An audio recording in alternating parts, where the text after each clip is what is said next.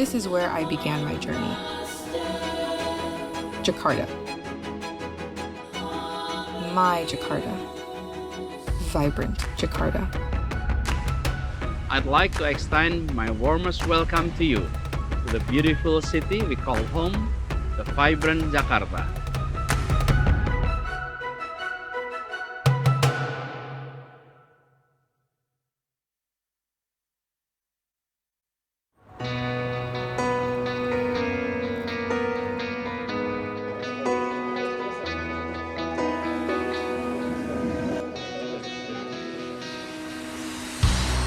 Tak pernah habis dunia sampai ke ujung batasnya, takkan berhenti hingga hatimu membeku. Kembali berputar arah, pulang padaku, kembalilah.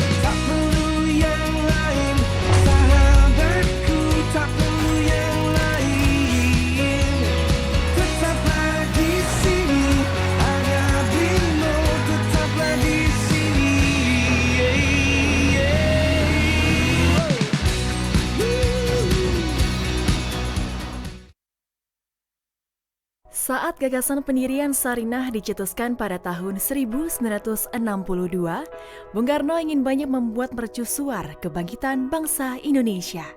Sarinah adalah bentuk perwujudan dari kebangkitan ekonomi kerakyatan menuju modernisasi dan internasionalisme.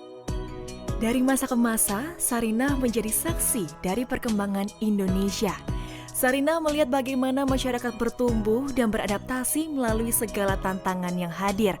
Sarinah terus menjadi sentra aktivitas bagi masyarakat untuk memasarkan inovasi dan produk dalam negeri di jantung ibu kota. Transformasi Sarinah adalah sebuah momen yang dinanti-nantikan masyarakat Indonesia. Sebuah pusat perbelanjaan yang didesain untuk memberikan ruang bagi produk dalam negeri yang telah dikurasi. Pemugaran gedungnya tetap menjaga kelestarian aspek cagar budayanya, namun interior, fasilitas, dan pengalaman berbelanja akan disesuaikan dengan perilaku konsumen masa kini dan masa depan. Sarinah diharapkan menjadi destinasi wajib kunjung bagi wisatawan dalam dan luar negeri.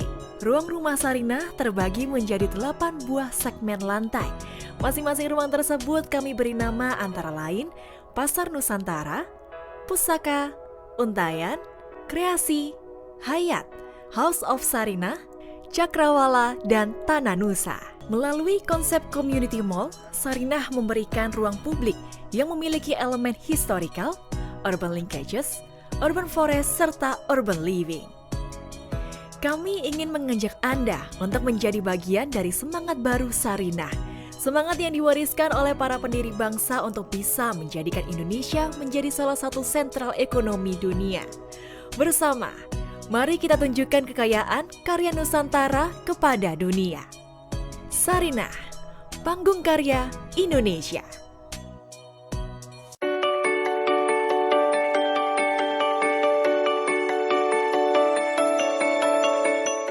Menurut saya, brand lokal merupakan tanggung jawab semua pihak. Saat ini banyak banget brand lokal yang keren-keren. Komunitas kreatif dan tempat-tempat kreatif juga terus berkembang. Belakangan ini pergerakan dari brand lokal menunjukkan atau menghadirkan tren yang sangat positif pada kecintaan dan kebanggaan terhadap penggunaan produk-produk dalam negeri. Nama saya David Irianto, salah satu pengurus dari JCCF. Selama beberapa tahun kebelakang, dalam peran saya sebagai kurator untuk berbagai acara konferensi kreatif di Indonesia, saya melihat ledakan yang luar biasa dari antusiasme anak muda dalam membuat brand-brand lokal. Saya Tati Apriliana, pegiat dan pengembang jenama lokal. Sarinah adalah nama pengasuh Bapak bangsa kita, Bung Karno. Sejak awal didirikannya di tahun 62 oleh Bung Karno, Sarinah telah dijadikan sebagai sarana dan wadah bagi produk lokal Indonesia. Dan dia akan menjadi semacam game changer bagi semua pelaku-pelaku kreatif lokal, para pelaku kultural lokal, para pelaku brand-brand lokal keren yang akan menjadi pendorong utama dari ekonomi retail Nusantara. Halo, saya Vicky Satari, Dewan Pengawas dari Jakarta Creative City Forum. Swastiastu, Tiang Komang Winawayudi dari Bali. Saya seorang creative planner dan founder dari Tualen & Co bersama ICCN dan JCCF.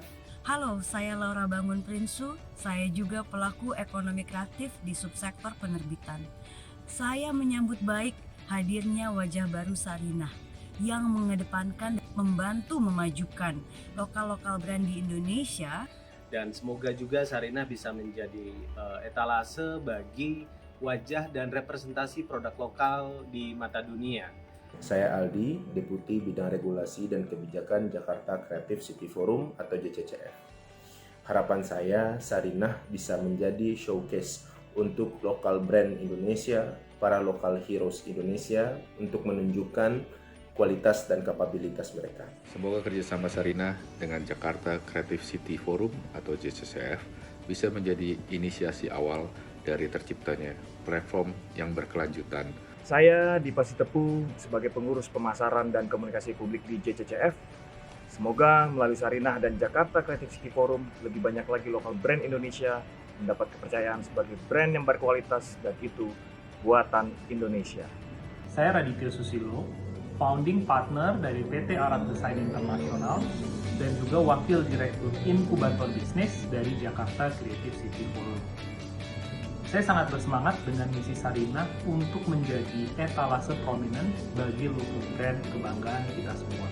Halo, nama saya Leonardo Sabrata. Saya sekarang sedang menjabat menjadi Direktur Utama Smesco Indonesia dan juga Komisaris di Sarinah. Tentunya saya punya harapan yang besar ya terhadap peran Sarinah dan juga untuk memajukan local brands di Indonesia. Saya menyambut baik kerjasama antara JCCF dengan Sarinah dalam brand local movement.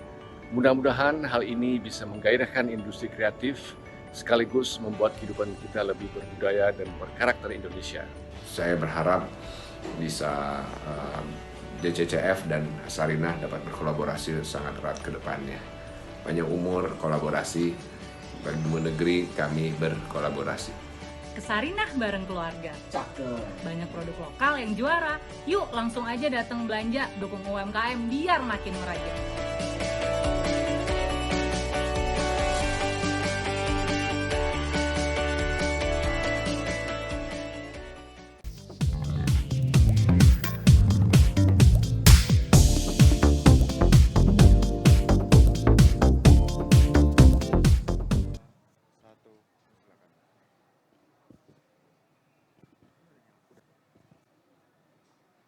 Halo, selamat sore semuanya.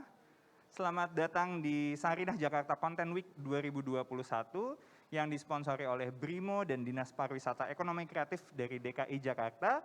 Dan Sarinah Jakarta Content Week 2021 ini diselenggarakan oleh Yayasan 17.000 Pulau Imaji dan juga Frankfurter Buchmesse gitu.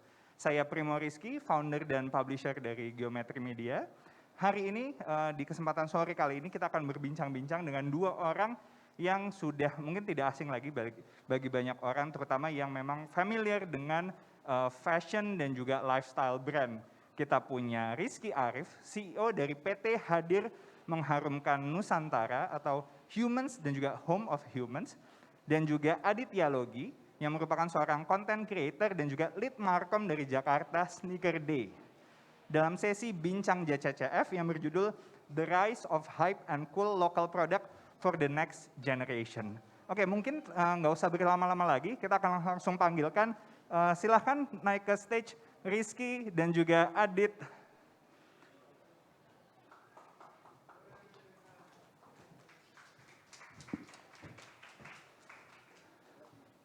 Halo. Selamat sore, silakan mic-nya. Tes. Halo. Wah, Halo. oke. Ya. Wah, ini Michael luar biasa menembus masker. Kedengeran ya gitu. Silakan kalau misalnya mau buka masker juga dipersilahkan karena Ya. kita juga sebelumnya Udah sudah antigen ya? antigen terlebih dahulu. Ya, mudah-mudahan kami sehat ya. Tadi udah antigen juga sih sebelumnya. Oke, mungkin sebelumnya ya, sebelum kita mulai, apa kabar sih Adit dan juga Rizky? Baik. Oke. Kesibukan sekarang kalau dari Rizky dan Adit apa aja nih? Dari aku dulu kali ya. Boleh.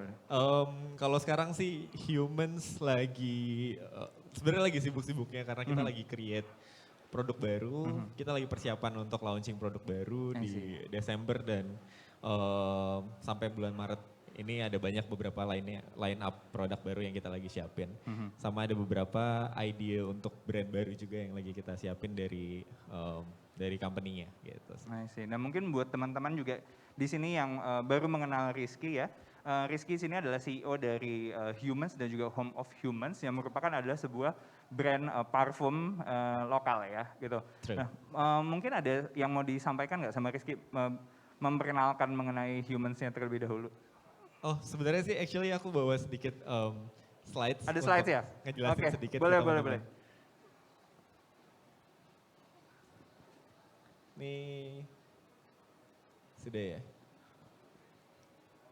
Oke, sebenarnya relate sama ini sih, topik yang kita mau bawain tentang rise of hype and cool local product for the next generation.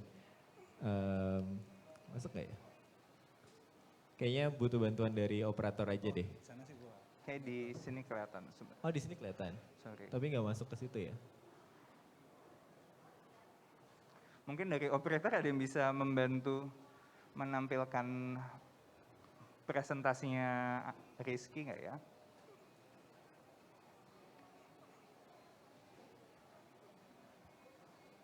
Atau ya udah aku ceritain aja langsung. Oke, boleh. Silakan. Jadi sedikit tentang humans, sebenarnya apa itu humans? Kita sebenarnya start from brand perfume, Fine Fragrance yang kita mulai dari 2019 akhir. Idenya pada saat itu kita ngelihat banget respect terhadap local brands udah sangat beda dibandingkan beberapa dekade lalu, 1 dekade lalu bahkan. Ketika kita ngelihat brand fashion sudah ada local brandsnya, kita ngelihat skincare udah ada local brandsnya, F&B udah banyak banget local brandsnya. Waktu itu kita ngelihat dan gue personally orang yang user perfume saat itu susah banget nyari parfum dengan harga yang lebih affordable buat kebanyakan orang. Kebanyakan parfum waktu itu saat itu harganya 1-2 jutaan. Dan it was quite pricey pada masa 2019 waktu itu dan akhirnya kita kepikiran untuk kenapa nggak ada sebuah brand yang bisa create parfum dengan quality yang oke, tapi harganya relatively affordable buat most of Indonesians gitu. Jadi dari situ idea awalnya sampai akhirnya kita mendalami bahwa ternyata humans punya purpose yang lebih besar daripada cuma filling the gap di marketnya parfum aja. Kita semakin dalam ke dalam industrinya parfum, kita semakin ngelihat bahwa selama ini Indonesia tuh nggak pernah ada bagian penting dari seluruh industri parfum di dunia selain kita supply raw material saja. Dan ini sifatnya menurut kita sangat-sangat dirugikan dari sisi kita nggak punya added value sama sekali.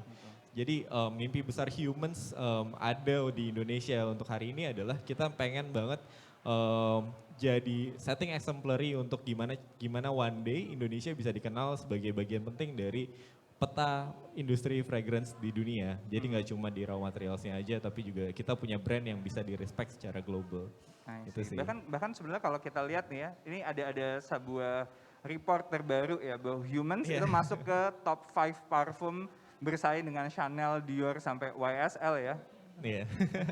Jadi ya kita selalu percaya bahwa we have all the resources gitu untuk bisa menguasain market lokal di Indonesia. Kita punya semua resourcesnya, bahkan kita lebih tahu seleranya orang Indonesia dibandingkan YSL, Dior, Chanel dan lain-lain. Asing sebenarnya. Gitu, karena iklimnya beda, ya. Keringetnya beda, taste-nya juga beda gitu. Jadi ya dari awal pun kita confident banget bahwa one day at least kita bisa menguasai market di Indonesia dulu and then go to the next country and then the world juga gitu. I see. Oke. Nah, sama mungkin kita beralih ke Bapak Anugrah Aditya ya, atau yang sekarang lebih dikenal Aditya Loji. Ya kan? Nah, Adit, lo dulu kan sebenarnya memulai sebagai seorang musisi ya. Gitu. Nah, gimana sih akhirnya ceritanya bisa masuk ke ranah fashion, kemudian juga ke lifestyle, ke streetwear segala macam? Perjalanannya nih panjang sebenarnya, cuman gue pendekin aja gitu ya.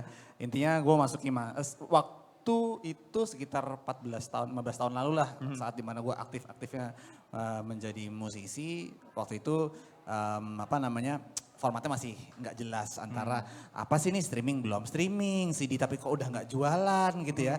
Gitu sehingga dan itu marak sekali pembajakan yang masih mudah lah, sebuah karya itu dibajak. Nah, waktu itu jadi salah satu bentuk gue, karena gue termasuk orang yang gue maunya kalau bikin karya nggak mau terintervensi oleh hal lain gitu ya, nggak mau kompromis gitu istilahnya. Kebetulan gue termasuk musisi yang seneng banget dan memikirkan apa yang gue harus pakai di atas panggung pada waktu itu. Gitu. Therefore alternatifnya waktu itu gue sempat bekerja di satu agency. Di agency itu gue belajar tentang bagaimana konten itu bisa menjadi satu medium baru pada waktu itu ya, sekitar tahun 2010-an awal gitu. Dan coba-cobalah bikin konten mengenai sneakers, fashion dan lain-lain gitu. Ternyata 2016 konten seperti yang gue usung itu lumayan diminati dan waktu itu belum ada mungkin yang bikin seperti itu. Jadi lumayan terekspos tuh sebagai konten kreator, lalu disitulah gue diajak bergabung oleh teman-teman untuk bikin satu event yang sampai sekarang kita udah jalanin 4 tahun, yaitu namanya adalah Jakarta Sneaker Day. Nah, Jakarta Sneaker Day ini adalah sebuah event yang mengusung persepatuan memang sneakers, tapi juga kita kita turut ngasih panggung lah, kita ngasih tempat, ngasih wadah untuk para brand-brand lokal terutama yang satu DNA dengan kita gitu, streetwear gitu ya, fashion, sampai justru ketemu awalnya sama Rizky itu di situ gitu. Oh gitu, ketemu di sana. Gitu. Jadi karena kita begitu mencoba untuk menggabungkan berbagai elemen pop culture gitu, karena sneakers itu kita consider sebagai not only a fashion tapi juga pop culture seperti itu, dan ya begitulah cerita singkatnya sampai sekarang Jakarta Sneaker Day masih terus berlangsung gitu. I see. Nah, yang gue denger juga Adit itu punya satu entitas ya, yang namanya Black Diamond. Gitu. Yeah. Nah, itu sebenarnya apa sih Black Diamond itu? Black Diamond itu ini logonya yang gue pakai di sini. Jadi gue sangat percaya dengan the ideas of intellectual properties IP gitu ya. Karena gue kebetulan karena awalnya musisi, lalu senang bikin pengkarya lah gitu ya. Jadi ketika gue waktu itu diajak diminta untuk bikin satu merchandise oleh teman-teman yang mensubscribe YouTube gue, itu kan gue mesti cari nama ibaratnya kayak gitu ya. Dan diamond shape itu, diamond adalah sesuatu yang memang nggak tahu, gue seneng aja gitu. Therefore gue menamakan brand myself branding atau brand yang gue lahirkan sendiri itu adalah Black Diamond. Dan setiap Black Diamond itu lahir menjadi sebuah kolaboratif brand, di mana memang gue nih nggak bikin produk, tapi gue menginfuse DNA gue kepada produk atau brand yang ingin berkolaborasi dengan gue gitu. Ada apa aja ya, so far masih belum sebesar Rizky tentunya ya. Udah ada apa aja tapi yang pernah collab sama Ada pernah dengan satu coffee shop namanya Three Folks, kita bikin Black Diamond Coffee satu sendiri, satu menu sendiri. Kemudian dengan Kaliber itu brand tas Bandung, mungkin ada yang pernah tahu kalau suka misalnya ke Gramedia atau suka ke airport dulu Terminal 3 ada tuh Kaliber, mereka brand tas yang aktif di mountaineering dan anak-anak motor gitu, tapi gue masuk untuk bikin brand itu sedikit lebih urban seperti itu. Dan sebenarnya ada beberapa yang masih rahasia, mudah-mudahan ya, belum boleh diceritain. Karena memang ya gue nggak membataskan itu pada satu bentuk ini aja sih, industri, tapi yang namanya kolaborasi kan kita bisa dengan siapa aja. Oh, dengan Iwan Tirta juga pernah, cuman Iwan Tirta memang bentuknya bukan ini ya, bukan pakaian gitu. Jadi gue lebih mengkurasi mood setiap galerinya atau setiap tokonya Iwan Tirta gitu. Ada waktu di tahun lalu 2020 sebenarnya di dalam 3 bulan itu gue yang curate Iwan Tirta moodnya, terutama Iwan Tirta Galeri yang ada di Wijaya. gitu sih. Oke, nah mungkin ya sebelum kita bahas lebih lanjut mengenai gimana lokal produk ini bisa berkembang di next generation, mungkin kita bisa kasih gambaran dulu sebetulnya. Bahwa sebenarnya kalau kita ngeliat di 5-10 tahun terakhir itu kan memang kalau kita lihat banyak banget misalnya kayak pop-up market, kemudian juga banyak concept store yang memang mengedepankan brand-brand lokal gitu kan.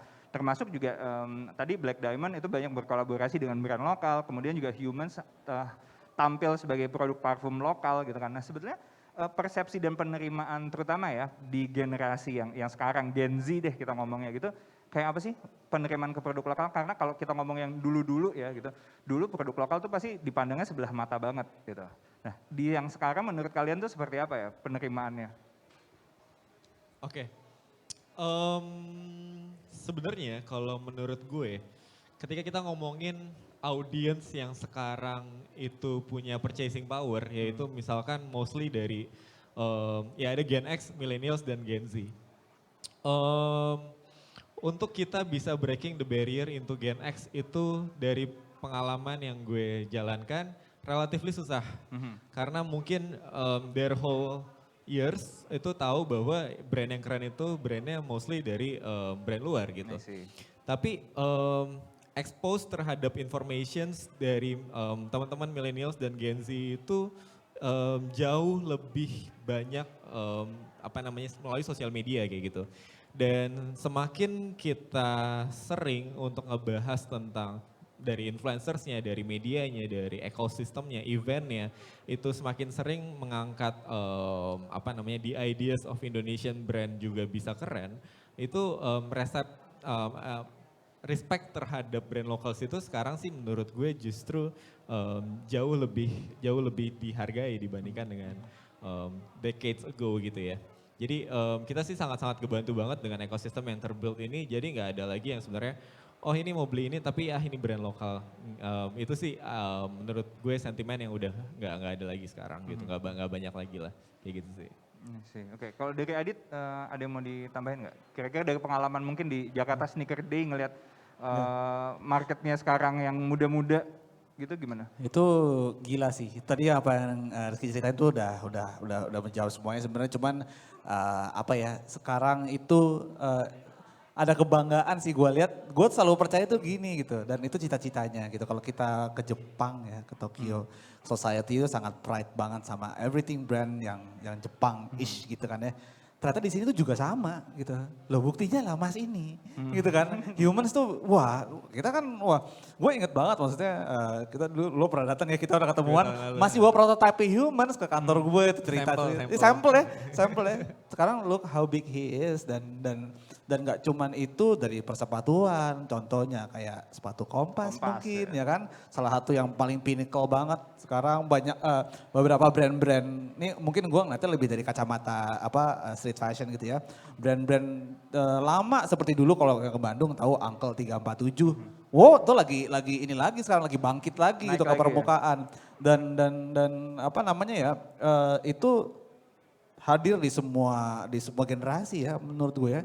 Gitu ya, gimana Iwan Tirta juga sebagai pembuat batik tuh juga the top of the top kali untuk batik dunia sekarang dan orang sangat pride untuk memakai itu sampai ke anak-anaknya sampai ke Gen Z-nya pun sekarang kalau mereka bisa memakai sesuatu yang berbau lokal, itu luar biasa sekali pride-nya karena nggak ada nih brand-brand lokal itu bisa mendeliver identity yang ya di luar mungkin nggak bisa ke deliver gitu. Nih gue pakai brand lokal ini gue beda loh sama lo. Gitu ada pride gituan ya sekarang. Nah tapi kalau menurut kalian sendiri apa sih yang bikin shifting di consumer itu gitu? Yang dulunya masih dipandang sebelah mata tapi ya kok bisa tiba-tiba dalam hitungan beberapa tahun terakhir kok jadi semua local brand tuh jadinya kelihatan keren banget. Faktornya tuh apa sih yang bikin perubahan di market itu? Sudah pasti kalau menurut gue demokratisasi informasi ya. Ketika kita anak-anak mudanya mulai aktif di sosial media dan berinteraksi satu sama lain membahas satu topik yang sama. Cultural informations itu menjadi satu advantage buat local brand. Karena cultural informations ini yang kita ngerti dan kita bisa bahas. jokes lokal segala macam. Gue pernah one day ngelihat, kan gue penasaran sebenarnya ketika kita ngomongin local brands, apakah local brands ini cuma di Indonesia aja yang thriving, atau sebenarnya di banyak negara lain pun juga. Dan gue sebenarnya ngelihat banyak negara lain, baik itu Malaysia, Thailand, gue juga ngelihat US segala macam, local brandsnya itu benar-benar thriving banget selama 10 tahun terakhir. Dan ketika kita pelajarin informasi yang mereka bawakan, mereka bawa local informations yang memang hanya resonates dengan audiens yang ada di sana aja gitu. Kita kalau ngeliatin skincare Malaysia tuh nggak ngerti sama sekali mereka nih ngomongin apa, kasusnya siapa, kayak gitu. Cuman kan itu advantage yang kita punya karena audiens kita adalah audiens di Indonesia. Jadi ketika kita ngomongin isu-isu yang related sama orang-orang Indonesia, lokal brand luar nggak bisa tap in di sana, nggak bisa masuk di sana. Dan itu menurut gue satu hal yang bisa advantage lah buat local brands, dan itu juga mungkin driving cause kenapa local brands itu thriving selama 5-10 tahun terakhir ini, kayak gitu. Ya itu ya, nambahin dikit kayak itu barang-barang mulai 360 gitu ya, karena kemudahan informasi tadi. Ya. Semua referensi pelaku brand lokalnya semakin banyak gitu ya. Konsumernya juga menjadi tahu bahwa ternyata ada loh brand-brand lokal yang bisa merepresentasikan diri gue gitu dalam hal fashion mungkin ya. Plus juga salah satu yang menurut gue nge-boost up itu ya pandemi. Karena pandemi itu kan kita menjadi kita jadi terkungkung di area kita masing-masing gitu ya.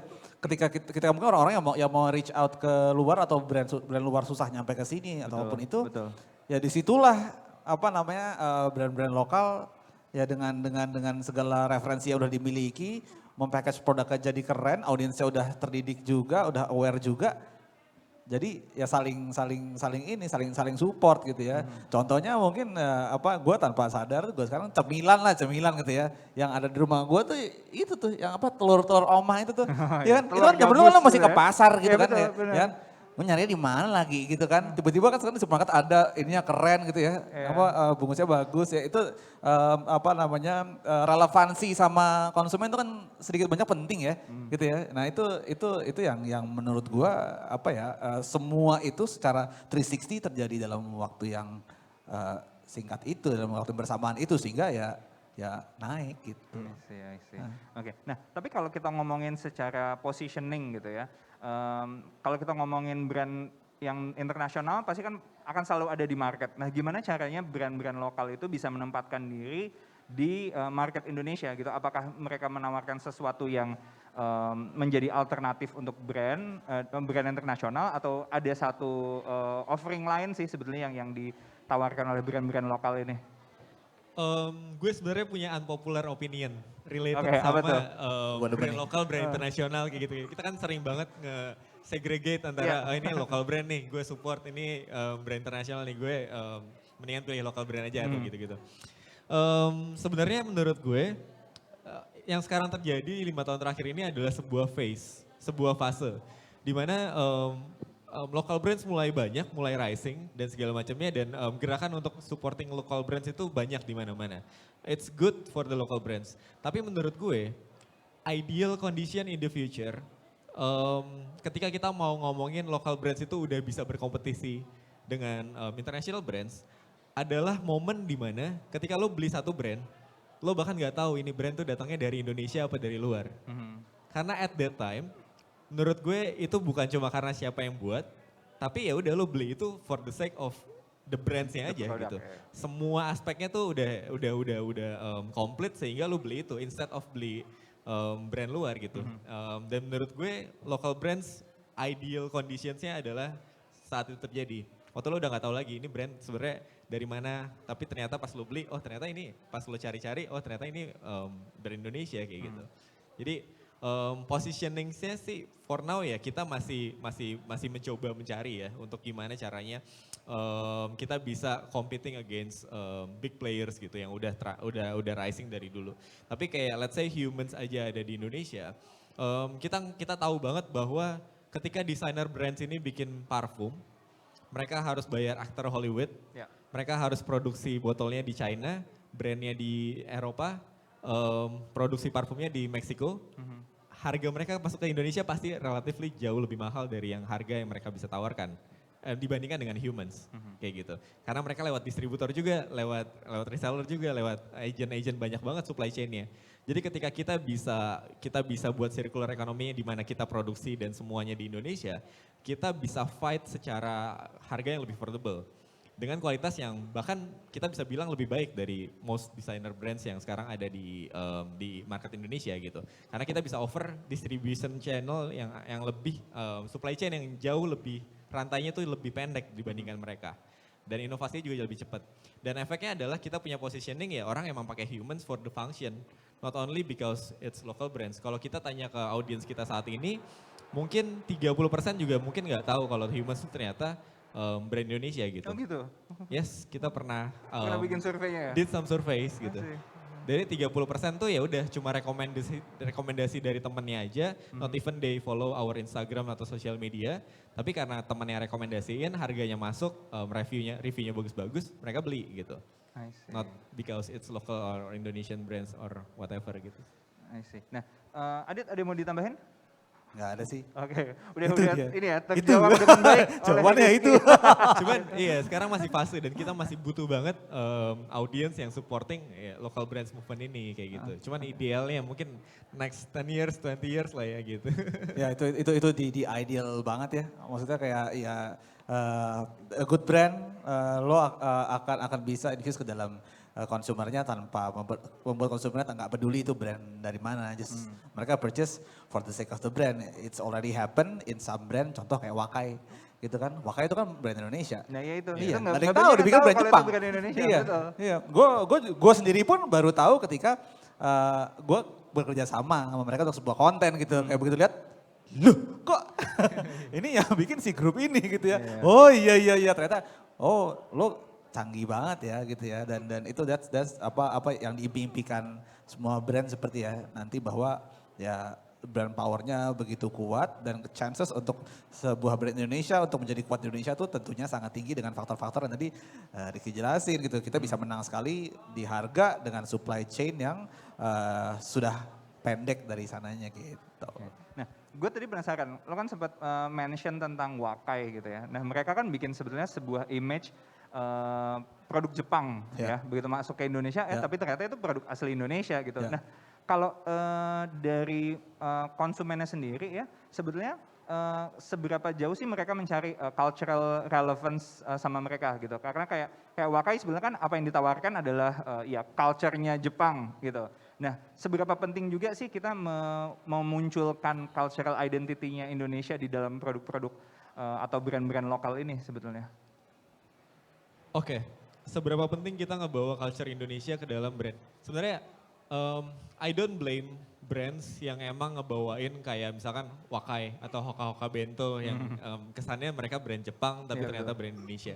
Karena in order to survive the market, kita harus tahu sebenarnya stigma yang ada di market pada saat itu gimana. Ketika Hoka-Hoka Bento 30 tahun lalu datang dengan nama mungkin masakan Pak siapa gitu, mungkin dia nggak akan jadi Hoka Bento sekarang gitu.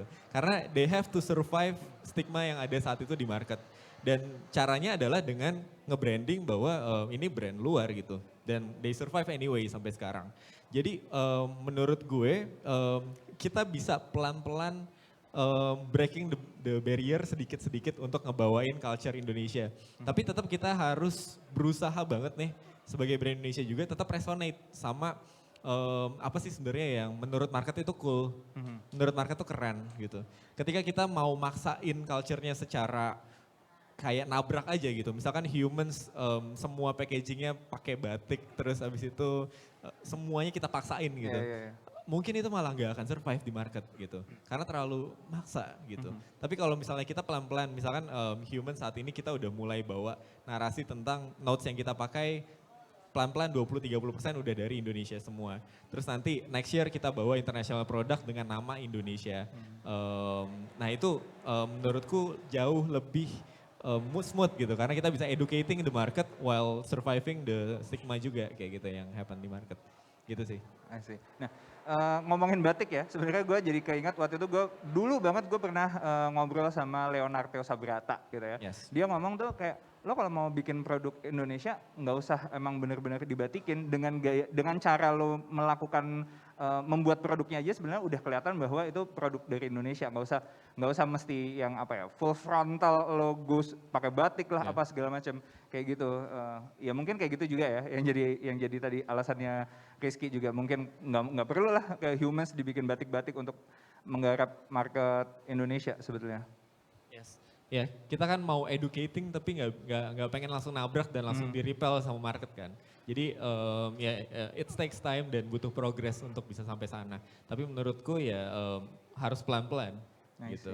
Kayak misalkan parfum yang mau kita bawain yang next year kita mau launch, itu kalau misalkan itu kita bawainnya pertama kali pas Humans ada di Indonesia mungkin gak ada yang terima sama sekali karena konsepnya terlalu aneh, namanya terlalu aneh, kita pakai bahasa Sanskerta juga anyway. Jadi orang gak akan bisa relate gitu. Sehingga tapi once kita udah ada audiensnya, udah ada marketnya, udah ada attentions yang diberikan oleh market terhadap brand kita, kita bisa educate, kita bisa mulai educate dari sisi kita punya culture juga gitu. Oke. Adit ada yang mau ditambahin kayaknya? Apa ya? Dia menjelaskannya udah sangat kondusif sekali, udah bagus banget. Cuman tadi ada poin yang gue setuju gitu, di unpopular opinion juga mungkin ya lo nggak perlu serta-merta bawa tradisi atau sesuatu yang very Indonesian. Karena gue pernah ngobrol sama Aji Handoko Purbo Aji Kompas ya. Bagaimana missionnya dia adalah ya tanpa harus ujuk-ujuk menceritakan ini brand Indonesia, menjadikan desain Kompas itu sendiri itu sudah Indonesia sekali gitu loh. Dan gua rasa itu dengan sendirinya ya itu akan menjadi satu definisi baru dari keindonesiaan gitu tanpa perlu lo kayak apa ya mencoba menghadirkan deep culture atau sesuatu yang historical di dalam produk lo gitu, karena ya benar kalau nggak cocok ngapain dipaksain gitu kan ya dengan itu akan arise dengan sendirinya dan akan muncul gua rasa produk yang tepat saat yang tepat ketika sebuah produk atau sebuah brand itu berasimilate dengan roots budaya bangsanya dia berasal gitu ya. Contoh misalnya kayak gua contoh mulu Uniqlo itu sangat Jepang sekali. How do you define Uniqlo itu sangat Jepang sekali, gimana gitu ya. Gue kayak, ya kan, tapi by times, gitu, language-nya Jepang nih kayak gini ya ternyata ya gitu. Itu infused so many another Japanese brand that it becomes the pinnacle of Japanese fast fashion mungkin. Ya itu juga bisa terjadi di Indonesia bahwa mari kita bersama-sama yang punya brand ya lo kuatkan DNA lo di brand itu ya, apapun ide originalnya dituangkan ke dalam brand sehingga itu mungkin bisa nanti menginspirasi brand-brand lain sehingga ya defining the new ini brand Indonesia kayak gitu tanpa harus gembar-gemborkan sesuatu dengan budayanya dan maksain kalau itu nggak cocok gitu. Itu nanti akan arise dengan sendirinya. Muncul dengan sendirinya. Iya. Gitu. Oke, nah kalau kita ngomongin mungkin balik ke marketnya lagi nih ya, market terutama yang next generation. Kita kan melihat bahwa sebenarnya di setiap lini industrinya sebenarnya banyak komunitas-komunitasnya. Terutama mungkin kalau kita ngomongin sneakers deh gitu. Ya kan sneakers komunitasnya sekarang gede banget. Nah gimana sih sebetulnya cara brand lokal itu bisa membangun brandnya supaya dia bisa masuk sampai ke komunitas gitu. Itu gua rasa salah satunya dengan cara, ini salah satunya ya, dengan cara bagaimana brand itu bisa berkomunikasi dengan baik gitu. Salah satu yang gua kagumi dari Humans dan Rizky adalah cara Humans berkomunikasi dengan audiensnya tuh fluid banget gitu. Fluid banget, very two-way communication. Bagaimana sebuah brand itu bisa, seakan-akan brand itu mempunyai persona manusia gitu kan gitu ya. Itu sih salah satu hal yang bisa bikin si consumernya itu punya attachment dan menjadi cult gitu. Akhirnya bahwa kayak ya udah brand ini gua banget, brand ini define myself banget gitu, dan itu kan bisa terbangun salah satunya dengan komunikasi yang lancar sekali dan komunikasi yang bagus antara satu brand dengan consumer itu nggak banyak yang bisa loh gitu. Masih masih banyak juga yang karena mungkin juga nggak cocok di semua brand ya gitu ya. Tapi itu pun kalaupun bisa terrealisasi, it will be very great gitu gimana satu brand itu juga membangun kontribusi si followernya atau si ininya si konsumennya gitu ya melalui macam-macam, bisa melalui produk, melalui activity yang dia lakukan. Ya intinya antara brand dan si konsumen tuh harus saling berkomunikasi in so many ways sehingga ya itulah pelan-pelan terbangun satu cult atau satu loyalty terhadap brandnya gitu. Nah kalau di Human sendiri tuh gimana? Ada nggak sih komunitas yang udah terbangun dengan selama berjalannya Humans ini? Iya benar tadi kata Mas Adit bilang, kita punya sebuah prinsip juga di Humans, bahwa we grow with our audiences. Jadi kita percaya banget bahwa brand saat ini udah nggak bisa berkomunikasi dengan satu arah. Ya. Kita cuma bisa menyampaikan value kita dengan cara two-way communications antara brand dengan customers gitu. Dan apa yang membedakan Humans, kenapa kita bisa nge-guide misalkan tadi kalau ngomongin tentang community-nya, karena prinsip kita tadi we grow with our audiences. Gak mungkin ada case-nya di mana seorang netizen nge-DM Nike misalnya tentang sepatunya rusak atau talinya terlalu pendek, terus Nike abis itu mutusin buat memperpanjang talinya buat si netizen ini. But we do that often di Humans. Ketika ada feedback dari DM, dari post, dari segala macam, we respond to that feedback gitu. Jadi Humans ini bisa bertumbuh sampai sekarang karena audiens kita juga yang meminta kita untuk bertumbuh. For example misalnya, ketika Humans pertama kali didesain, kita ngedesain ini hanya untuk parfum cowok aja. Karena waktu itu ngerjain sampelnya based on taste-nya gue aja. Bikin parfum-parfum maskulin aja kayak gitu. Ternyata waktu itu kita ngelihat bahwa dari 100% market kita, 30% ini cewek. Padahal kita udah bilang ini parfum cowok. Jadi cewek kalau bisa jangan pakai ini. Tapi tetap ada 30% cewek. Yang setiap hari ada DM, bikin dong yang feminin, bikin dong yang feminin. Akhirnya di November 2019 kita create feminine fragrance pertamanya Humans yang kita sebut dengan nama Humans Orgasm. Dan it was crazy at that time karena 30% orang ini benar-benar antusias banget karena itu permintaan mereka gitu. Jadi we grow with our audiences dan akhirnya ada cult following ini yang ngerasa bahwa ini Humans bisa sebesar ini one thing or two karena impact gue juga, karena kontribusi gue juga gitu. That kind of feelings yang buat mereka punya kind of sense of belonging sama brandnya. Walaupun mereka sebenarnya customers kita gitu. Tapi karena mereka punya idea yang kita terima dan kita kerjain, itu jadi sebuah cult bagi mereka. Gue harus jadi orang yang terus-terusan ngedukung Humans kemanapun dia melangkah gitu. Dan itu happen di brand kita as long as we grow gitu. Selama kita bertumbuh sampai sekarang. Jadi communications benar kata Mas Adit penting banget untuk sebuah brand bisa thriving di community-nya gitu. Oke. Nah, kalau kita ngomongin tadi ngejaga cult followers untuk sebuah brand ya, terutama local brand sebenarnya kan akan lebih mudah dilakukan kalau misalnya memang kita masih dalam skala yang agak kecil gitu ya. Once kita scale up gitu, kemudian kita go into mass, nah apakah sebenarnya the same approach itu juga akan works nggak sih untuk menjaga apapun authenticity yang tadinya udah kita punya gitu. Apakah nanti ya mau nggak mau kalau emang kita jadi mass ya approach-nya juga akan berubah lagi gitu. Kalau di Humans gimana nih rencananya? It's a legit concern sebenarnya. True banget. Maksudnya waktu dulu kita punya misalkan kita di sosial media sehari mungkin ada 10 sampai 20 DM. Ya itu masih sangat capable untuk kita kerjain dan kita balas-balasin, kita ajak conversation semuanya. Tapi ketika sekarang kita misalkan tiap hari ada 100 sampai 200 DM yang masuk dan sementara kita juga banyak ngerjain hal-hal yang lain, it gets harder by time gitu. Cuman at least apa respon yang mereka dapetin itu menurut kita tetap harus dijaga quality-nya. Jadi ada dua hal antara emang actually approachable atau terlihat approachable. Humans kita tahu bahwa semakin kita scale up kita nggak bisa selalu approachable, nggak bisa semua saran kita lakuin lagi gitu. Karena sarannya pasti udah dari A sampai Z beda-beda semua gitu. Dan mungkin kalau saran A berkontradiksi sama saran B dan lain sebagainya. Tapi terlihat approachable ini yang kita tetap jaga. Sehingga ketika kita ngelakuin sesuatu orang masih antusias untuk memberikan feedback, ada engagement di sana.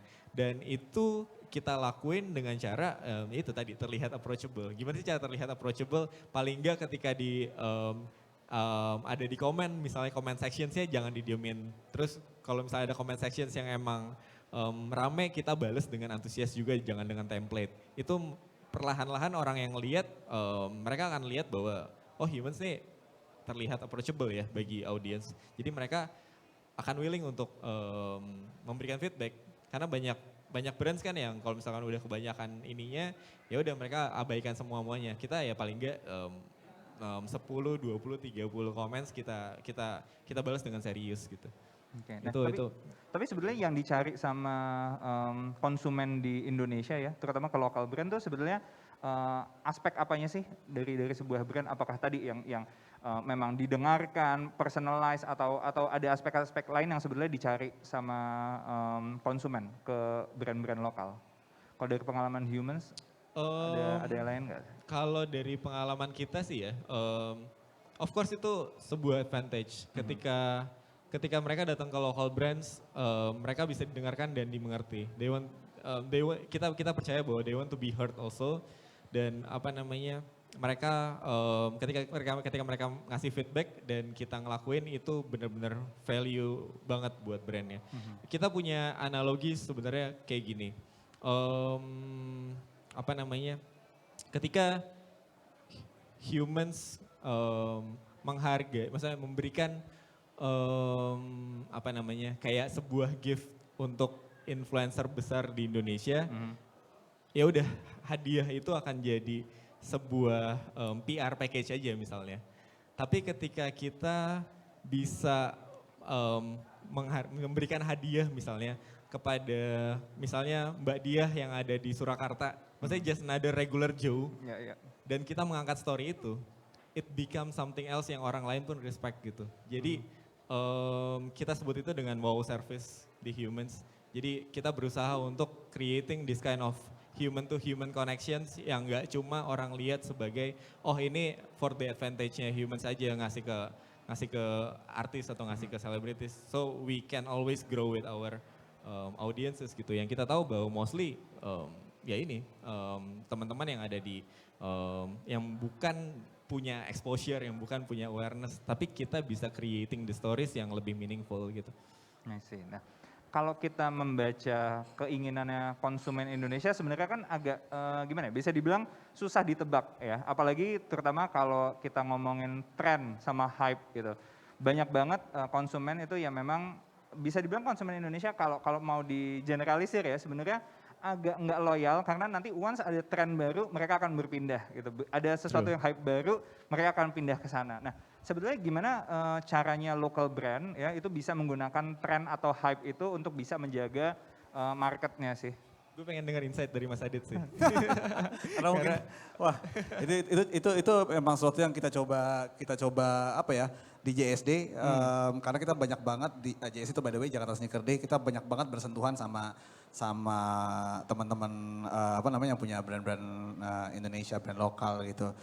Memang sih gini, gue dari tim JSD juga sering bilang ke mereka bahwa sebetulnya itu tidak perlu 100% atau ya mungkin nggak 100% ya, nggak perlu obviously mencaplok sesuatu tren yang ada di luar sana just to sake of you being relevant gitu ya.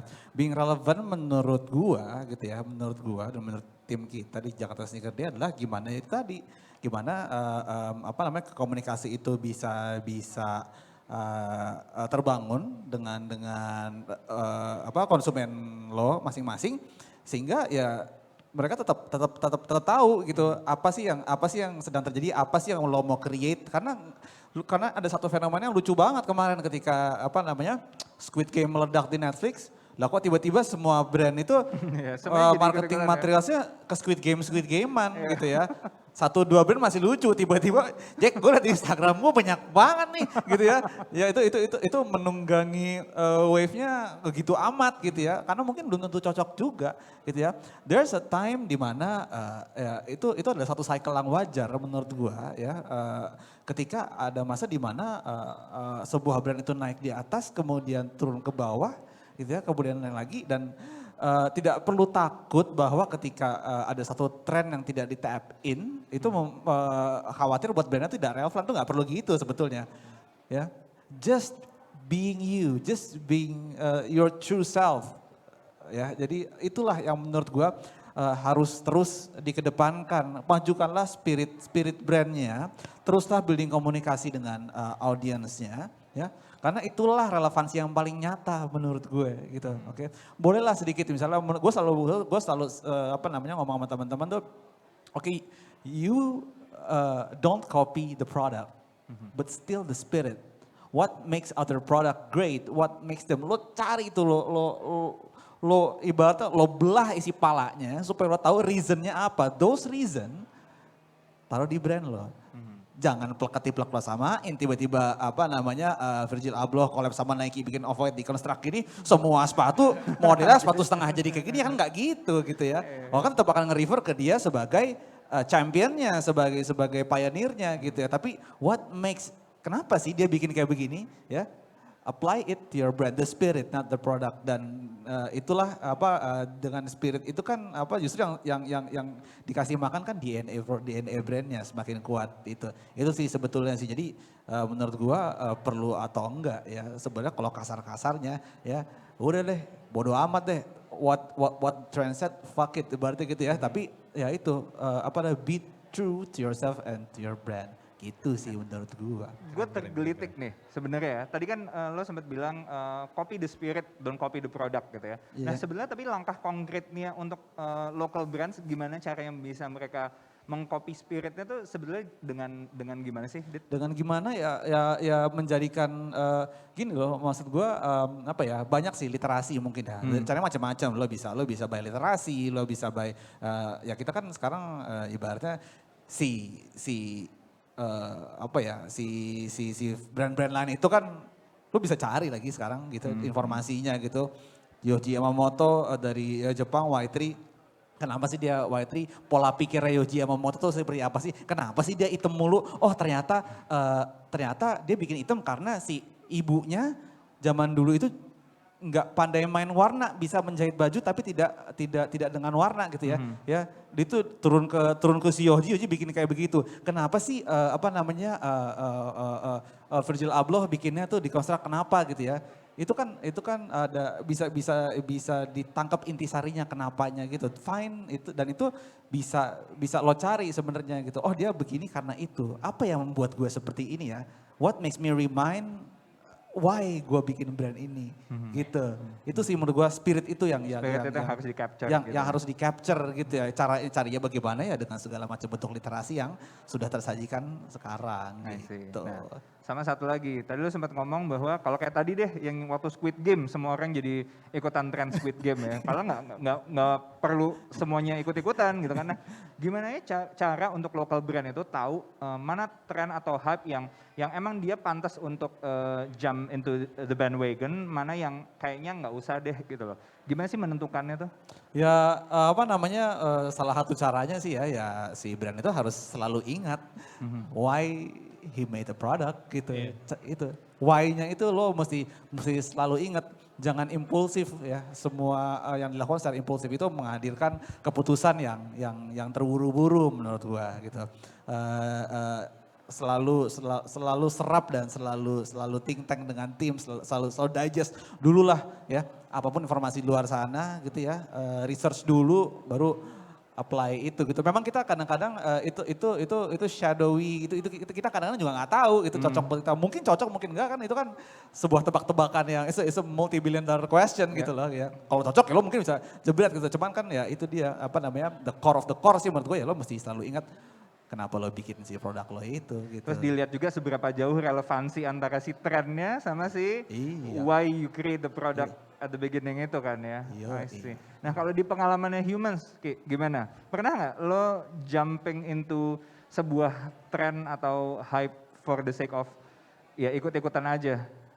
Kita jarang. Makanya kita nggak pernah nih ngeliat Humans ikut-ikutan sebuah tren kan. Contoh yang baik sebenarnya. Jadi itu ya, nggak perlu ke Times Square. Ups. Oke, jadi sebenarnya kalau tadi gue punya bahasa mudahnya tentang why-nya itu yang diangkat sama Mas Adit. Itu menurut gue so many brands di Indonesia, so many founders di Indonesia yang punya brand, itu they are lacking of purpose, bro. Bahasa mudahnya purpose sebenarnya, as simple as purpose. Kenapa sih lo pengen brand ini ada di sini gitu? Kenapa brand ini harus existing gitu? Dan mengkawinkan purpose dengan tren ini yang bisa jadi jawaban tadi, apakah tren ini cocok untuk purpose lo atau enggak? Kayak Humans kalau ditanya apa sih mimpi besar kita pengen ngenalin Indonesian perfumery to the world. Kita pengen bikin globally respected Indonesian perfumery di dunia. Dan apa yang kita lakuin, apa campaign yang kita bikin, apa produk yang kita mau create, apa business decision yang kita ambil, semuanya balik lagi ke purpose kita apa. How we communicate with our audience, semuanya balik lagi ke purpose kita apa. Dan itu yang membuat kita staying true to ourselves gitu loh. Dan itu yang membuat brand pun lebih lasting gitu dan lebih dikenal. Banyak orang menganggap bahwa ketika kita ngomongin brand dan dibedah komponen-komponennya, banyak yang gue pernah tanya kayak gini sama orang-orang yang mau join di Humans. Gue pengen coba lo bedah komponen brand tuh apa aja. Ada logo, ada visuals, ada apa style communication, persona segala macam. Jarang banget ada yang ngejawab purpose. Padahal purpose itu yang langsung differentiate satu brand dari yang lain. Apa sih bedanya SpaceX dengan Blue Origin? They have different purpose. Tapi orang tahu SpaceX dan Blue Origin ada untuk specific purpose itu. SpaceX pengen ngebawa manusia ke Mars. Selama manusia belum di Mars, they are always relevant gitu. Selama orang-orang masih mengingat itu. Tesla punya purpose-nya. Sehingga mudah banget untuk orang nge-differentiate, ini Tesla. Tesla pengen ngubah semua mobil di dunia jadi mobil listrik gitu. As simple as that. Dan itu yang kita selalu coba apply. Bentar, kita mau bikin ini baik lagi. Ini relevan nggak dengan kita punya purpose? Akan ngebawa step kita lebih dekat ke purpose kita atau enggak? Itu aja sebenarnya. Itu why yang selalu harus ditanyakan oleh local brands gitu. Apa purpose lu? Kalau nggak ada ya jadinya tidak meaningful, cuma cuma ikut-ikutan tren, hype dan segala macam, tapi tidak sustainable. And it's bad for the long term kalau nggak ada ininya, purpose-nya. I see. Nah, tapi kan kadang-kadang kalau kita ngomongin tren berarti kan ada demand-nya di market gitu ya. True. Nah, sebetulnya kalau kita balik nih ke proses kreatifnya mungkin di Humans gitu. Gimana sih caranya untuk come up dengan satu campaign baru atau satu produk baru yang memang diminati oleh market. Nah, sebetulnya kan dengan membaca tren itu menjadi salah satu bekal untuk bisa masuk ke dalam proses kreatif itu gitu. Kalau di Humans emang dilaluikah proses kreatif dengan membaca tren dan hype itu atau emang ada satu playbook yang lo coba tulis ulang untuk Humans yang memang mencoba mendefy itu semua? Well, sudah pasti ya untuk bisa tadi sebenarnya functionnya penting juga untuk staying relevan ya harus ngelihat tren. Paling enggak di Humans kita ngerasa bahwa kita ngelihat tren, bisa nggak kita kawinin dengan brand kita kawinin dengan purpose kita.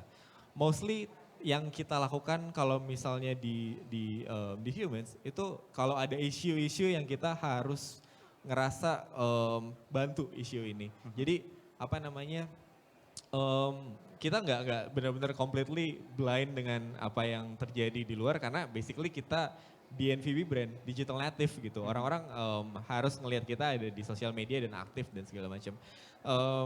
But anyway, kira-kira bisa nggak kawin dengan kita punya persona dan kita punya values gitu. Kalau misalnya kita nggak bisa kawinin, kita nggak akan maksa untuk creating something out of that trend gitu. Sebenarnya itu sih. Oke. Nah, kalau Adit sendiri ngelihat dari mungkin yang lebih luasnya lagi ya gitu. Kalau di industri local brand itu, permasalahannya local brand yang saat ini banyak banget dihadapin, terutama terkait dengan tren tuh apa sih dari mereka? Yang banyak banget, yang ya itu dia tadi apa namanya sama yang tadi Rizky udah bilang sebenarnya lack of purpose dan banyak sekali yang gini menjadikan profit or cuan sebagai goals lo dalam berbisnis itu sudah pasti ya. But don't make it number one gitu menurut gua gitu ya. Itu yang banyak banget yang temen-temen gitu yang kita sering apa namanya in touch gitu ya, di Jakarta Sneaker yang ya gue beli atau gue bikin ya karena kayak nih lagi cuan nih, lagi asik nih gitu.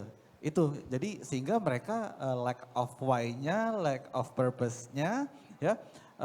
Dengan mereka lack of purpose, bahasa komersialnya, bahasa brandnya keluar juga nggak jelas gitu ya.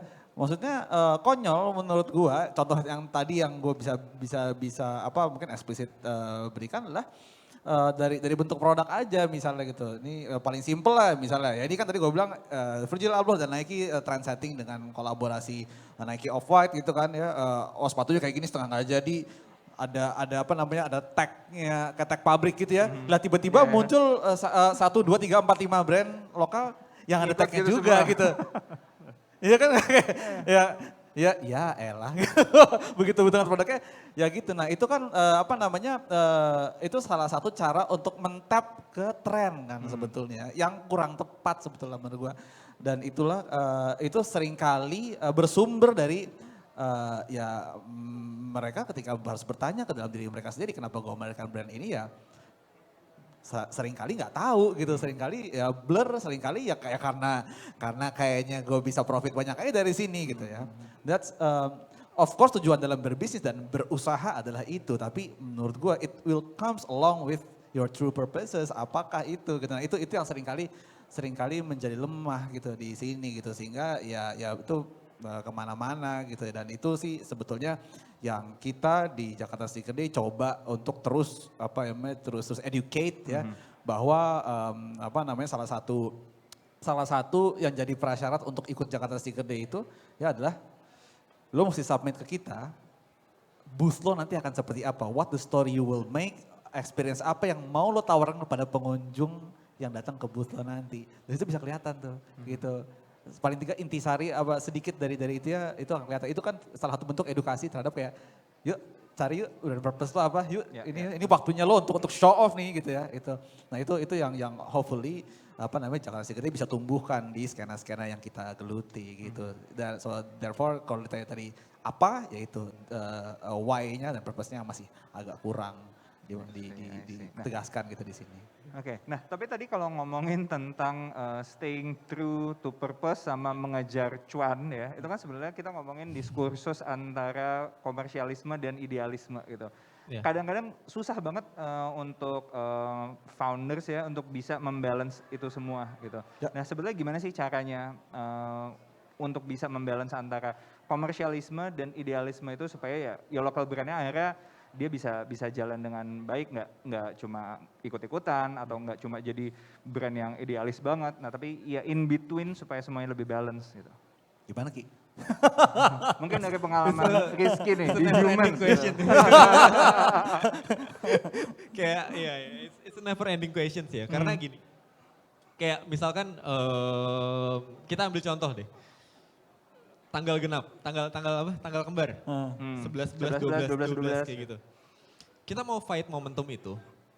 Tapi anyway, momentum itu udah terlalu tertanam di market untuk tanggal kembar saatnya gue belanja. Yeah.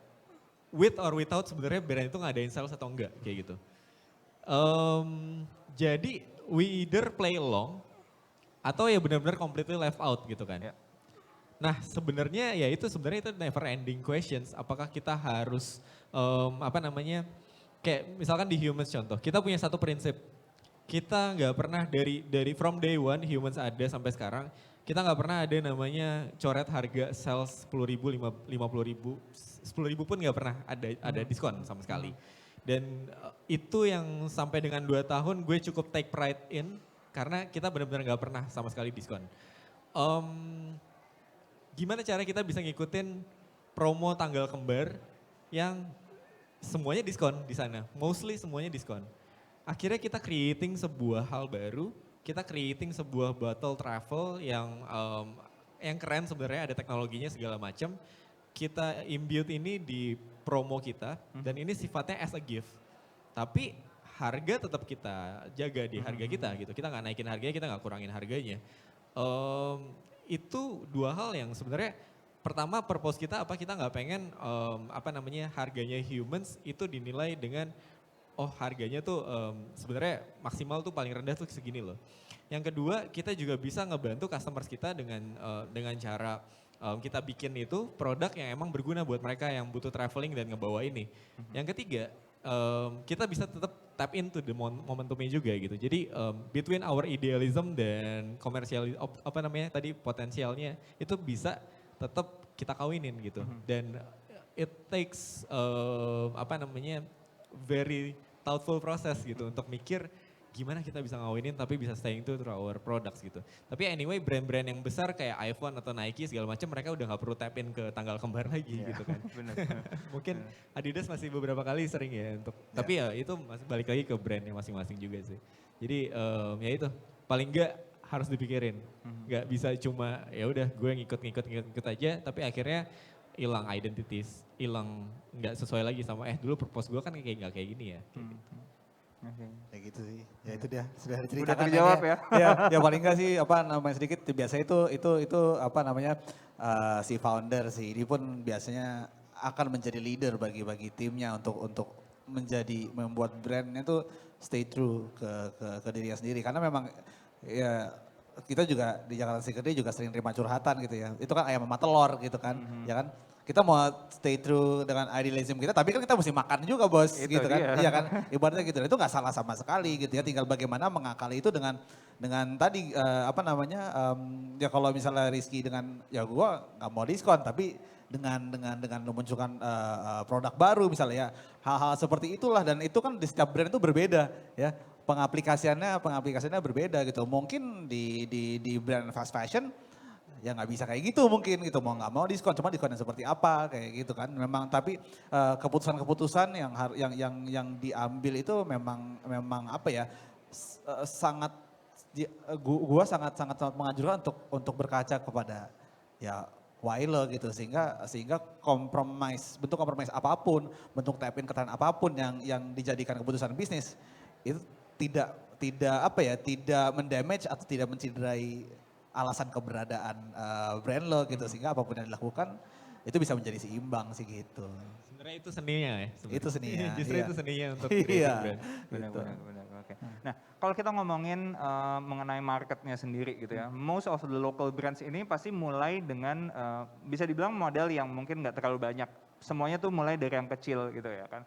Nah, gimana sih sebenarnya cara yang paling gampangnya ya untuk local brands ini bisa menambah atau memperbesar marketnya lagi sebetulnya di Indonesia? Gimana cara paling mudah untuk local brands bisa memperbesar marketnya lagi di Indonesia? Innovation sih pasti ya. Lewat inovasi ya? Iya, maksudnya ya kalau kita nanya apakah harus ketika sebuah brand baru dirintis dan dia harus creating A to Z untuk semua segmen di market, susah karena itu akan sangat capital intensive gitu kan. Gak mungkin sebuah brand, kita pun mulai dari 2-3 produk pertama kita ABC, bahkan sekarang 2-nya udah discontinue gitu. Jadi tapi through process of learnings kita jadi tahu apa yang sebenarnya market ini suka dan apa yang possibly masih ada segmentasi lain yang kita bisa tap in dengan cara inovasi produk baru. Saat resourcesnya udah ada gitu. Tapi make sure bahwa kita punya produk market fitnya dulu. Banyak brand yang lompat-lompat ke coba segmen ini tapi dia nggak mau improve produknya sampai dia nemu produk market fit. Karena kalau misalnya kita belum ketemu produk market fitnya, in case-nya humans misalnya ada orgasm pada saat itu, kita nggak akan punya resources untuk nggak akan punya energi juga untuk bisa berjuang lagi bikin coba-coba sesuatu yang baru yang sifatnya high risk gitu. Jadi itu yang kita lakukan di Humans. Waktu itu kita pertama kali kita bikin sister brandnya Humans, yaitu Home of Humans. Kita bikin itu karena kita udah ada resources dari produk parfum kita. Dan saat itu pandemic terjadi, orang-orang nggak pakai parfum lagi, nggak keluar sama sekali. Kita invest untuk bikin diffusers gitu. Jadi sebenarnya one thing ya innovations. Kedua ya cari tahu gimana caranya go to market ke segmentasi market yang sebelumnya kita belum pernah reach out. Dan semua segmentasi market punya approach yang beda-beda. Caranya semuanya unik dan semuanya harus dipelajarin dengan baik kayak gitu. Oke, nah kalau ngomongin distribution channel, menurut lo itu juga menjadi satu hal yang penting nggak sih? Apalagi kalau kita ngomongin tadi, salah satunya adalah karena pandemi semua menjadi online gitu ya. Nah, the needs to have misal distribution channel secara offline di banyak kota. Kalau dulu kan emang mungkin indikatornya satu brand bisa mencapai market yang luas itu adalah dia ada punya distribusi di berbagai kota di Indonesia. Nah, tapi dengan situasi yang ada sekarang, kalau menurut kalian gimana? Mungkin nanti dari gue terus habis itu Mas Adit ya. Gue udah ada di digital brands dari 2016 kira-kira. Jadi itu pertanyaan gue juga dulu pas 1 tahun 2 tahun pertama. Sebenarnya berapa banyak orang yang belanja online, berapa banyak orang yang belanja offline. Kita kehilangan market share berapa sih kalau kita mutusin untuk online aja nggak ada di offline gitu. Nah pada saat gue pelajarin data waktu itu 2 tahun 3 tahun terakhir, sebuah company yang 90% investnya di online, tapi cuma 10% di offline. Jadi ada juga distribution channelnya di offline, tapi cuma 10%. Dibandingkan 90% budget dan semuanya untuk online ya. Nah data yang gue dapetin, salesnya itu ternyata 49 banding 51%. Jadi 49% itu offline-nya, 51% itu online-nya.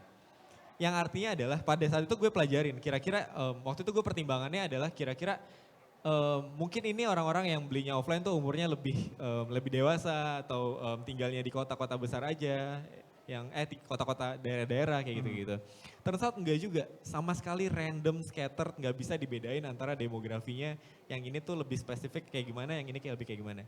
Jadi it's a matter of preference balik lagi. Dan ketika gue berkaca ke diri gue sendiri, ada beberapa yang gue lakuin belanjanya secara offline walaupun secara online. Walaupun ini before pandemic ya. Waktu pandemic ya orang di-force untuk belanja secara online mau gak mau. Cuma menurut gue ketika semuanya pelan-pelan udah mulai terbuka lagi, people will be back to the preference-nya juga gitu. Jadi mungkin beberapa orang akan enjoy, mungkin ada beberapa yang convert ke online dan lain sebagainya. Cuman menurut gue ya untuk bisa punya brand yang powerful, you have to really punya strategi untuk kedua distribution channel ini, online atau offline, dan terintegrasi dengan experience yang baik gitu. Jadi nggak cuma online-nya kayak gini tapi offline-nya berbeda caranya. Jadi tetap integrated dengan baik gitu experience-nya. Ya, kalau Adit gimana Adit? Sama sih waktu kalau ini hubungan sama kita juga sebagai Jakarta Secret Day, sebagai platform yang wadah buat teman-teman brand gitu ya. Kita waktu pandemi kemarin kita berubah total menjadi event online gitu ya, event online, dan itu pun juga secara numbering pembeliannya ya ada tetap banyak, tapi ada perbedaan sedikit gitu, di mana memang biasanya yang beli online adalah mereka-mereka yang sudah kenal banget nih sama si brand-brand yang hadir di kita gitu, yang kita taruh di halaman depan terutama gitu ya. Tapi tetap juga biasanya kalau brand fashion apa mungkin parfum juga sama lah ya. Kan lu mesti ngebauin gitu kan, dan biasanya beli online adalah yang sudah tahu banget human seperti apa. Sama di Jakarta Sneaker Day itu juga kayak gitu. Mereka yang udah tahu seperti apa si brand sneakers AUEO gitu, mereka kan willing to online, dan itu biasanya memang sama persentasenya ya setengah-setengah gitu ya. Ketika kita mengadakan itu, DM yang kita masuk juga pun banyak yang kayak kapan nih Bang ada offline lagi, kapan nih Jakarta Secret Day diadain lagi gitu. Itu pun tetap ini juga, karena kita kemarin saya sih sebenarnya habis bikin satu pop up di salah satu mall baru juga di sini. Surprisingly dengan kalau offline kan kadang-kadang kan costnya lebih besar dong daripada online kan. Ada cost ada cost consignment ya, ada macam-macam lah variabelnya dalam situ. Tapi kemakan juga gitu. Number yang keluar dengan waktu dijual online mirip-mirip juga gitu ya. Nggak jauh beda, Iya nggak jauh beda. Jadi memang mesti itu dua dunia yang harus ya kita nggak bisa lepas salah satu atau nggak bisa berat di salah satu kecuali lo mau marketing global misalnya ya mau nggak mau lo nggak bisa hadir belum ada kapital buat hadir di negara lain gitu ya. Cuman selama itu bisa dijalankan dua-duanya plus karena kondisinya gue rasa sudah semakin mudah-mudahan semakin dan terus kondusif gitu ya. Kita bisa hadir, kita bisa ngobrol-ngobrol seperti ini lagi. Jangan ada kelucuan lagi di luar sana gitu ya. Semoga nggak ada ya. Itu bisa dijalankan dengan simpel dan itu 2 poin yang sangat penting untuk dijalankan berbarengan gitu. I see. Oke, sayang banget nih waktu kita tuh tinggal dikit banget ya. Padahal kayaknya banyak banget yang mau gue tanyain lagi ke Rizky dan juga Adit. Nah, oke mungkin kita masuk ke pertanyaan terakhir ya. Kalau dari Adit dan Rizky ya, kira-kira ada nggak sih advice ya untuk teman-teman nih mungkin di sini yang emang mau memulai membangun local brands ya, local product sendiri, terutama yang memang bagaimana bisa mengambil tren atau hype gitu. Apa sih advice untuk mereka? Kalau gue sih simple aja, bikinnya dulu. Bikin aja dulu, don't keep it in your head. Jangan hanya cita-cita, jangan cuma cerita nanti gue mau bikin. Nanti gue mau bikin ini Ki. Udah jangan cerita, kerjain men. Kerjain. Lo mau apa? Lo mau bikin kaos. Beli bahannya, datang ke tukang saluran yang cuma bisa kaos nyaburin satu persatu, bikin. Nawarin ke temen lo. Stop telling stories, do it. Gitu ya, that's what the most important. Karena banyak sekali pencerita di luar sana tapi juga jarang pula yang melakukannya. Ya, the real action, the real step forward is when you ngerjain, when you do it. Emang bangke banget tuh si sepatu itu tuh, just do it gitu ya, gitu ya. Dan itu sih the best advice dan right along man gitu. Ideas are cheap ya, executions ya, itu yang penting, yang mahal. Oke. Kalau dari gue ya. Kalau dari lo itu ya, berarti emang ideas are cheap tapi execution yang mahal karena emang ya harus langsung, ya tadi yang kata Adit ya, langsung lakuin aja lah gitu kan. Oke. Ada lagi tadi mau ditambahin? Udah. Sebenarnya kalau dari gue sih sama sih. Gue mungkin lebih ke reflect ke diri gue sendiri aja gitu. Kayak ketika gue start Humans 2019, pertanyaan besar saat itu adalah kenapa gak ada brand Indonesia yang bikin parfum. Berarti kan either belum ada yang kepikiran sama sekali, which nggak mungkin, nggak ada yang kepikiran sama sekali untuk bikin brand parfum. Ya makanya udah bertahun-tahun masa nggak ada sih gitu. Nggak mungkin. Nggak mungkin. Atau kedua, udah banyak yang nyoba terus gagal gitu. Jadi gue lama banget ngedelay keputusan buat, ayo gue pengen mulai, gue pengen ke Jakarta, gue pengen mulai. Waktu itu gue masih di Bandung, case-nya masih ngerjain beberapa agency buat brand-brand lain kayak gitu. Akhirnya gue start itu justru lebih lama dan akhirnya pas kita mulai 2 bulan 3 bulan tuh pandemi. Dan itu satu hal yang gue agak sesalin gitu karena jadinya kita sedikit lebih lama dari kita punya ini gitu. Jadi sebenarnya menurut gue once we have the ideas, mungkin emang orang-orang sebelumnya udah ada yang mikir tentang ideas yang sama. Tapi kondisinya itu beda banget gitu. Maksudnya the world is moving very fast gitu kan. Kita kalau ngomongin bisnis itu benar-benar harus related sama timing juga. Jadi ketika kita startnya kelamaan, bisa jadi udah gak relevan lagi dengan ideas yang kita punya saat itu. Kayak gitu sih. Itu satu. Yang kedua sih menurut gue, please always maksudnya inovasi itu gue senang banget dengan brand yang berani untuk bringing innovations to the market gitu. Karena banyak banget brand yang ya udah maksudnya mereka cuma bersaing untuk market share yang udah ada aja dan itu nggak ngebawa kita kemana-mana. Ketika kita berani untuk bringing innovations walaupun kadang innovationsnya gagal, tapi we learn one thing or two atau innovations ini akan menjadi seeds untuk kemudian inovasi berikutnya yang lebih sukses lagi gitu. Jadi we need more daring local brands lah untuk berani. Berarti berani beda dan just do it itu ya. Dua itu yang akan jadi key takeaways untuk siapapun yang emang mau membuat local brand di Indonesia. Leap of faith. Yes. Oke, thank you so much Adit, thank you so much Rizky. Obrolannya seru banget sore ini. Oke, terima kasih semuanya yang sudah datang di Sarinah Jakarta Content Week 2021. Atas nama Sarinah Jakarta Content Week 2021 yang disponsori oleh Brimo serta Dinas Pariwisata dan Ekonomi Kreatif DKI Jakarta, saya Primo Rizky ingin mengucapkan terima kasih banyak atas partisipasi Anda semua dalam diskusi ini. Jangan lupa untuk ikuti terus media sosial Jakarta Content Week di @jakten untuk informasi terbaru tentang Jakten 2021. Tetap sehat semuanya dan sampai jumpa.